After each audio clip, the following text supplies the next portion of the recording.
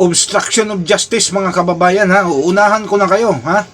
Kahit wala pang sumabog na balita dito tungkol dito sa kasong obstruction of justice ni Senate President Alan Peter Cayetano at saka Senator Robin Padilla, mga kababayan, ay natatanaw ko na talagang kakasuhan sila dito ng obstruction of justice dito sa nangyari kay Senator Bato, na ang sabi nila ay pinatakas nitong dalawang mambabatas. Ang pending petition ni Senator Bato, mga kababayan, sa Korte Suprema ay nandyan pa, ha? Hindi pa nagpalabas.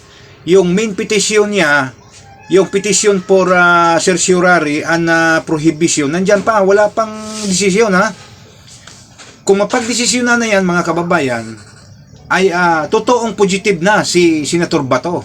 Wanted na siya sa batas ng international law at saka sa local court natin. Pero sa ngayon, mga kababayan, he is not considered as a fugitive. Hindi pa siya wanted sa batas, hindi pa siya pugante. Nagdeklara dito, mga kababayan, ay ang mismong gobyerno natin. Walang tamang koordinasyon or walang pag-aantay sa totoong deklarasyon sa Korte Suprema. Lahat umano na tumutulong kay Senator Bato upang itago, upang makalabas sa Senado, upang makatakas sa Senado, ay kakasuhan umano nila ng obstruction of justice. So itong dalawang mambabatas natin, sigurado ako na kakasuhan nila ito. So ngayon pa lang ay pinag-aralan na nila ng gusto, subalit yung investigation findings nila na ginagawa nila ng kapulisan natin ay mukhang naudlot Mayroon na silang partial investigation findings, pero parang wala pang final. Hindi ko alam kung ano bang mga kadahilanan. Baka nahirapan silang manipulahin. Kasi mayroon ding sariling file ang Senate sa CCTV footage.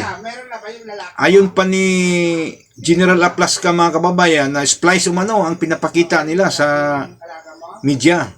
Dito natin malalaman, mga kababayan, kapag sasampahan nila ng obstruction of justice itong dalawang mambabatas natin, ay talagang kumbinsido sila sa hawak nilang mga ebidensya.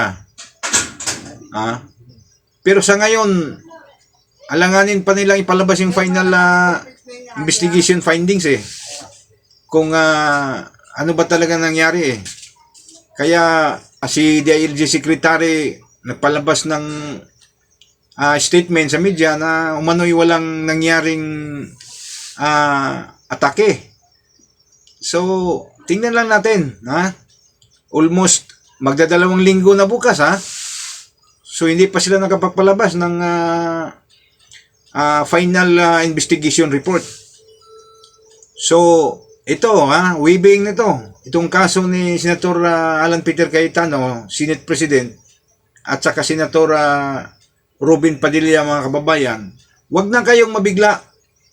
Pagdating ng panahon nito, malalaman na lang natin na kakasuhan na itong dalawa ng obstruction of justice.